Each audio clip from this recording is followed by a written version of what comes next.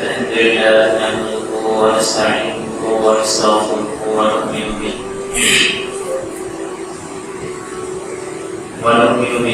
ونتوكل عليه ونعوذ بالله من شرور انفسنا ومن سيئات اعمالنا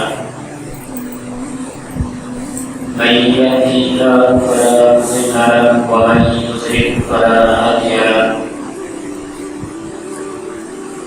ونشهد ان لا اله الا الله وحده لا شريك له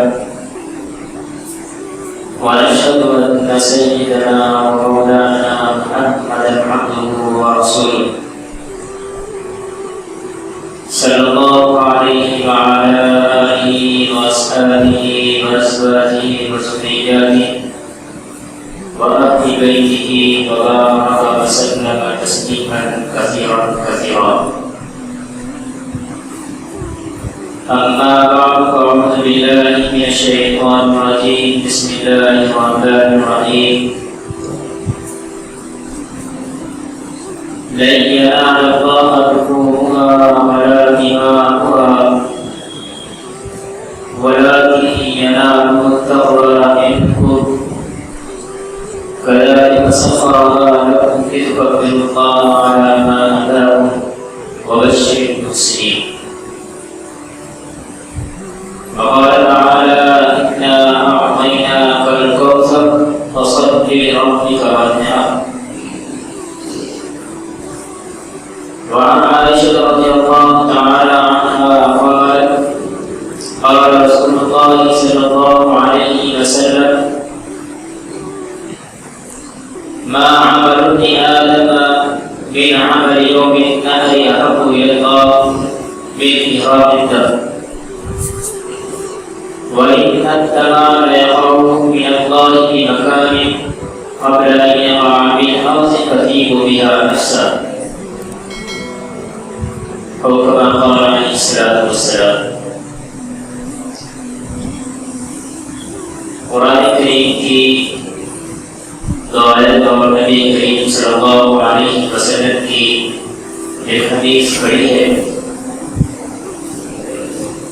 اللہ تعالیٰ سے دعا ہے کہ اللہ تبارک و تعالیٰ صحیح طرح سے بات کہنے کی، سننے کی، سمجھنے کی اور پھر ہم سب کو اس پر عمل کی توفیق نصیب فرمائے.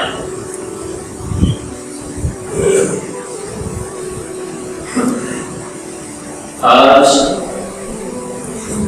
ذی الحجہ کی 4 تاریخ ہو چکی ہیں اور انشاءاللہ آنے والی جمعرات کو عید الاضحیٰ کا دن ہوگا، قربانی کا دن ہوگا. جیسا کہ مسلسل 2 ہفتوں سے قربانی کے سلسلے میں ہی بات چل رہی تھی، اسی کے حوالے سے اس ہفتے میں دوسرے ہفتوں کے مقابلے میں کافی تعداد میں سوالات جمع کیے گئے. اور چونکہ ہر کوئی کتاب پڑھنا یا اس کو سمجھنا نہیں جانتا کہ بھائی تھوڑا کتاب اٹھا کر کے دیکھ لینا وہاں یہ حکم لکھا ہوا ہے، یا بڑا تحریر میں جا کر کے دیکھ لینا یہ حکم لکھا ہوا ہے، یہ حدیثی کے بس کی بات نہیں ہے. بہت مبارکباد کے لائق ہیں وہ لوگ جو شریعت میں اپنے علماء کرام کو فالو کرتے ہیں.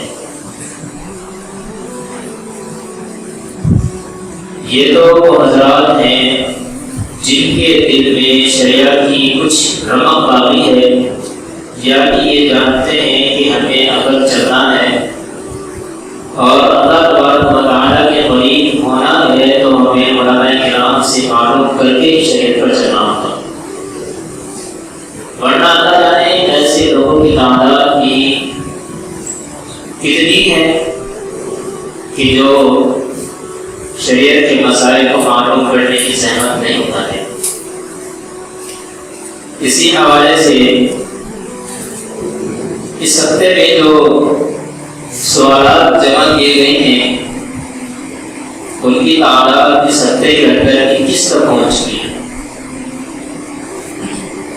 میں اس ترتیب کے اعتبار سے انشاءاللہ آپ کے سامنے یہ سوالات اور ان کے جوابات رکھوں گا تاکہ ہم کو بھی معلوم ہو، ہمیں بھی پتہ چلے کہ قربانی میں کن کن چیزوں کا خیال کیا جاتا ہے۔ اب چونکہ ہر کسی کو تو معلوم نہیں ہوتا، کوئی یہ کہنے لگے کہ ہمیں تو معلوم ہے، آپ کیوں بیان کر رہے ہیں، آپ کی بات درست ہے، لیکن وہ حضرات جو یہاں پر موجود نہیں ہے ان کی تعداد بھی ہزاروں اور لاکھوں میں ہے، لیکن الحمدللہ ویسری امری کے تحت اللہ تعالیٰ نے ایک ایجاد کو ایسا بنا دیا کہ ہر کونے تک آپ اپنی بات کو پہنچا سکتے ہیں۔ قربانی کے سلسلے میں سب سے پہلا جو سوال کیا گیا ہے، ہمارے علاقوں میں بھی اور دوسرے علاقوں میں بھی قربانی کی جاتی ہے بڑے جانوروں کی، اس میں عام طور پر یہ سمجھا جاتا ہے کہ ہر کسی کے پیسے برابر ہونا ضروری ہے۔ یہاں پر مسئلہ یہ ہے، اگر 7 آدمیوں نے مل کر کے قربانی کا جانور خریدا، لیکن اتفاق کی بات یہ ہے 7 میں سے 5 آدمیوں کے پاس رقم موجود تھی، لیکن 2 آدمیوں کے پاس پوری رقم موجود نہیں تھی، تو ابھی حضرات میں سے جو 2 حضرات ہیں، کیا یہ بھی اپنے پیسے پورے کر کے دیں گے یا نہیں دیں گے؟ مسئلہ یہ ہے۔ تو شریعت اس بارے میں کہتی ہے کہ قربانی کے جو 7 آدمی ہیں ان میں سے ہر ایک کے پیسے برابر ہونا ضروری نہیں ہے۔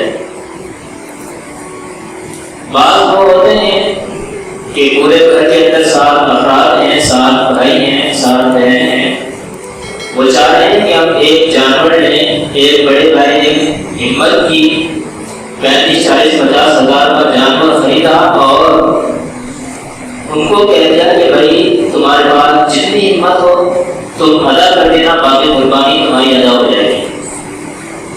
تو ہر گھر کے اندر ایک نہ ایک فرد ایسا ضرور ہوتا ہے جو نکما اور 500 ہوتا ہے۔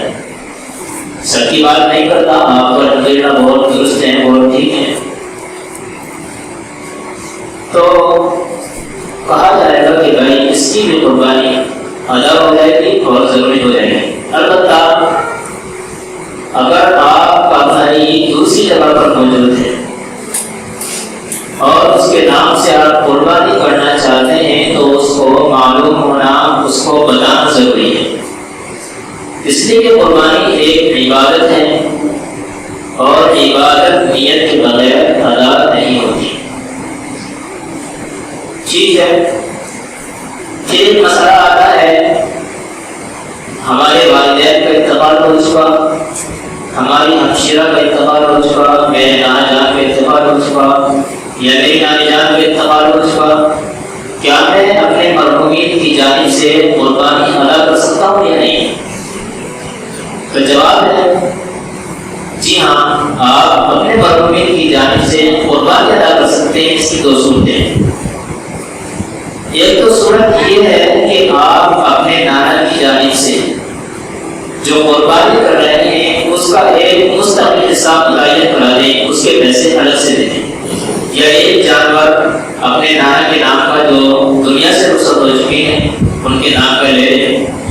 اور دوسری صورت یہ ہے کہ آپ نے جو جانور اپنے قربانی کے لیے لیا تھا، آپ چاہتے ہیں میں اپنے نانا کی بھی قربانی کروں، تو آپ اس جانور کے اندر بھی نیت کر لیں کہ جس جانور سے جو قربانی میں کر رہا ہوں اس کا جو ثواب مجھے ملے گا یہ میں اپنے نانا کو پہنچا دوں گا، تو یہ بھی درست اور جائز ہے۔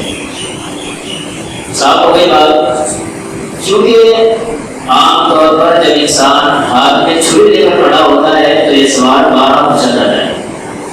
میں تو چونکہ اپنے گاؤں کے اندر پھرتا ہوں اور یہی وجہ ہے کہ مجھے گھر جا کر ڈانٹ بھی سننی پڑتی ہے. پورے گاؤں کا ٹھیکہ لے لیا, اپنے گاؤں کا آدھا مطلب کچھ نہیں. لیکن کیا کروں, جب عیدگاہ سے لوٹتے ہوئے ہی لوگ پکڑ کر گھر میں گھسیٹنا شروع کر دیتے ہیں اور کھینچنا شروع کر دیتے ہیں کہ ہمارا حلال کرو, ہمارا حلال کرو, تو اکثر یہ سوالات پوچھے جایا کرتے ہیں. اس لیے آپ بھی ذہن میں رکھیں, اور جن لوگوں تک یہ باتیں نہیں پہنچی ہیں جو یہاں پر ہیں, تو ان تک بھی یہ باتیں پہنچا دیا کریں کہ بھائی اپنے بڑوں کی جانب سے قربانی کی جا سکتی ہے. قربانی تو وہ آپ ہی کی طرف سے ادا ہوگی, لیکن ثواب اس کا آپ پہنچا سکتے ہیں. البتہ اس میں اختلاف ہے علماء کرام کا کہ اس کا جو ثواب مل رہا ہے یہ ثواب ڈیوائڈ ہوگا, تقسیم ہوگا, یا پورا مکمل ثواب مخفی کو پہنچایا جائے گا. تو بعض نے کہا ہے کہ یہ ایک آگ ہے, آگ سے جتنے بھی دیے آپ جلائیں گے آگ کا کوئی فرق نہیں پڑے گا, سب کے سب روشن ہو جائیں گے. لیکن بعد نے کہا ہے کہ یہ ڈیوائڈ کا عمل ہے, یہ تھوڑا تھوڑا, مثال کے طور پر اگر 10 روپے ہمیں اس کا ثواب ملا ہے اور ہم نے 10 آدمی کی نیت کی ہے, تو 1 روپے کے حساب سے ہر کسی کو ثواب پہنچ جائے گا. البتہ ثواب پہنچ جائے گا, یہ ضروری ہے, یہ بالکل ٹھیک اور درست ہے. آگے چل کے سوال ہے, کیا نبی کریم صلی اللہ علیہ وسلم کی جانب سے قربانی کی جا سکتی ہے؟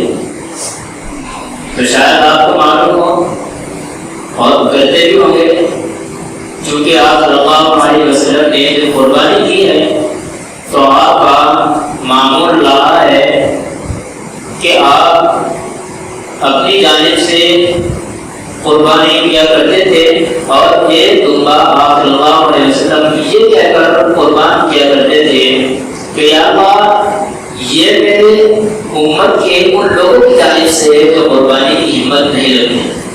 تو اس بات سے پتہ چلتا ہے کہ آپ صلی اللہ علیہ وسلم نے جب تمہارے لیے قربانی کی ہے یا جن کے اندر ہمت نہیں تھی, تو اب اس امت کی ذمہ داری بنتی ہے کہ آپ صلی اللہ علیہ وسلم کے لیے بھی قربانی ادا کریں.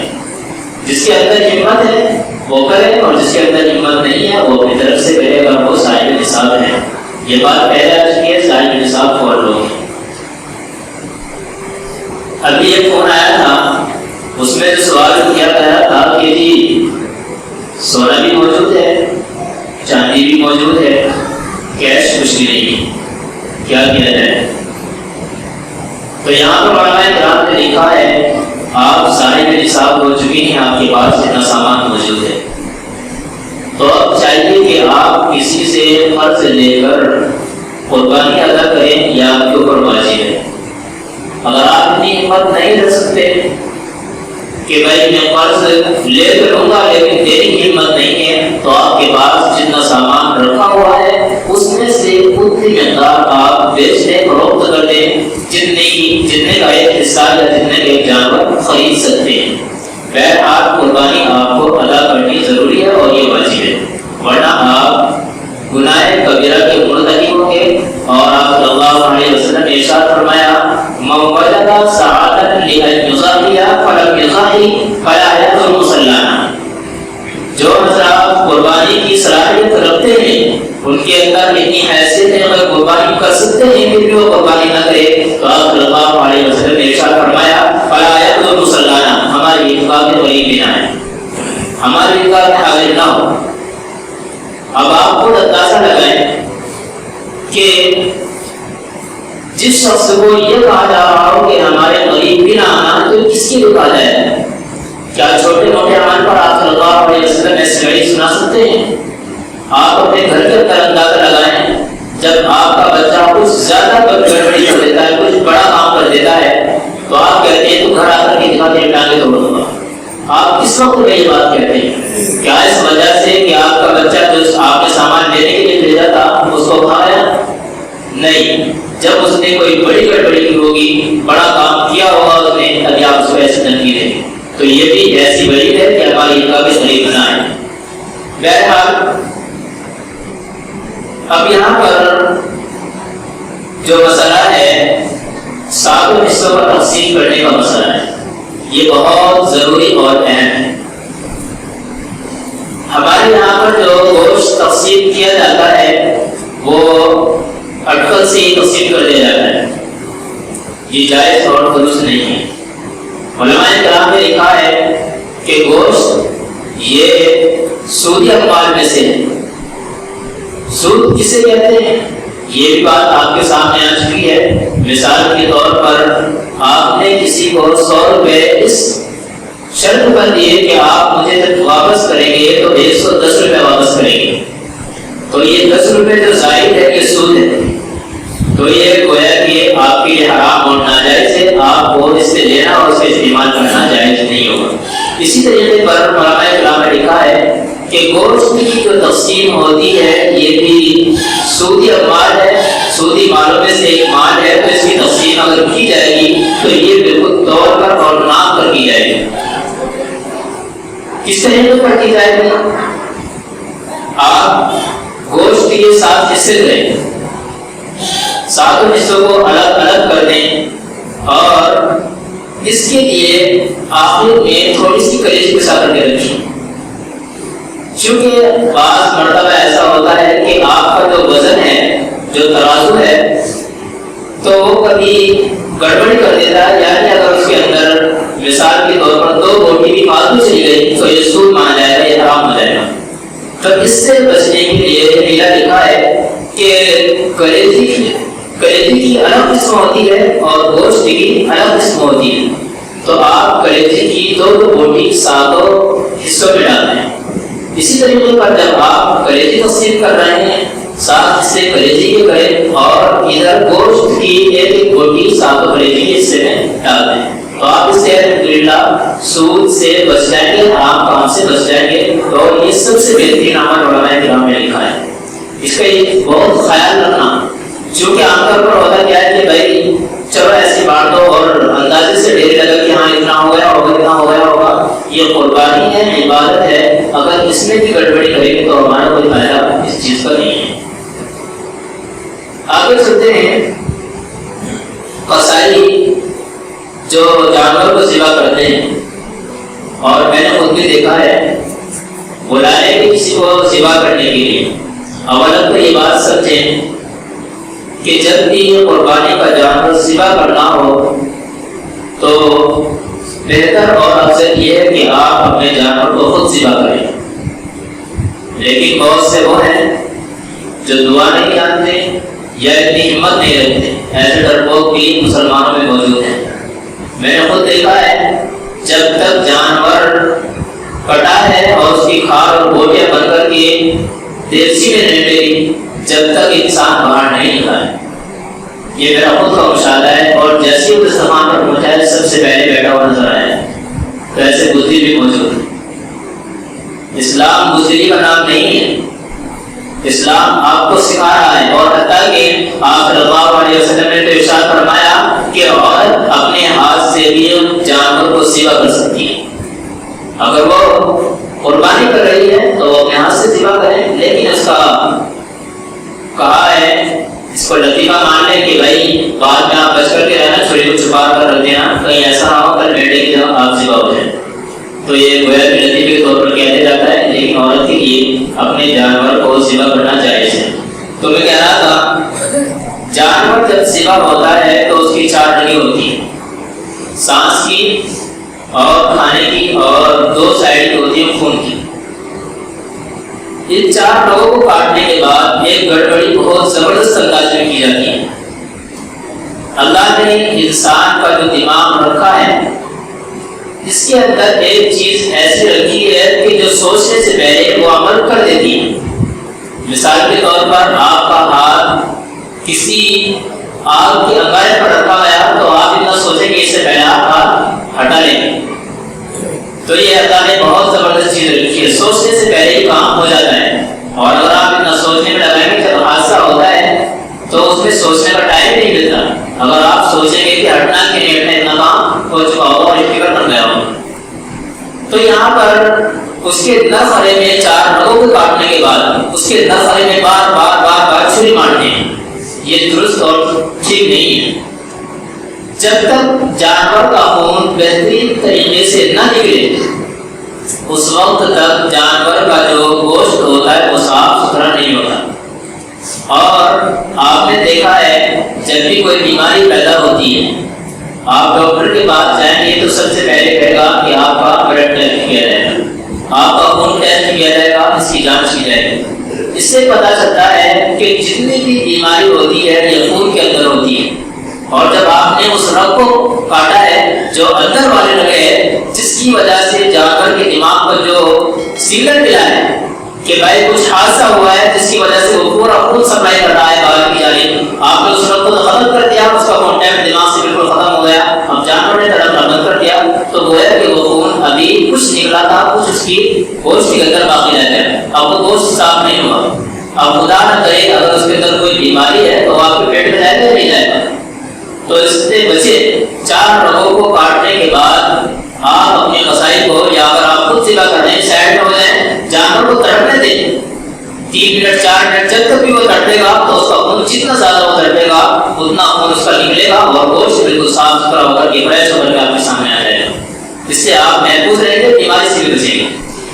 ابھی کچھ دن پہلے بیماری چلی تھی گلیپی پاکس جانوروں کے اندر، تو یہ بہت خطرناک بیماری سنا ہے کہ پورے بدن کے اندر کچھ پھلکے پھلکے سے ہو گئے اور جانور اس میں مرے بھی کافی ہیں۔ تو اس جانور کے بارے میں معلوم کیا گیا کہ اس کی قربانی کر سکتے ہیں یا نہیں کر سکتے، تو اس جانور کی قربانی شریعت میں ممنوع ہے، اس کو عیب سمجھا گیا ہو۔ آپ خود ہی بتائیں کہ آپ نے اس بیماری کو عیب سمجھا کہ نہیں سمجھا؟ اگر آپ نے عیب سمجھا ہے کہ یہ عیب ہے، آپ اس کو اپنے پاس لگانا نہیں چاہتے تو آپ اللہ کی راہ میں کیسے قربان کر سکتے ہیں؟ یعنی اس کا قربان کرنا اللہ کی راہ میں، اس کا ذبح کرنا جائز اور درست نہیں۔ اللہ تعالیٰ ہمیں سمجھ کی اور عمل کی توفیق نصیب فرمائے۔ وآخر دعوانا الحمد للہ رب العالمین۔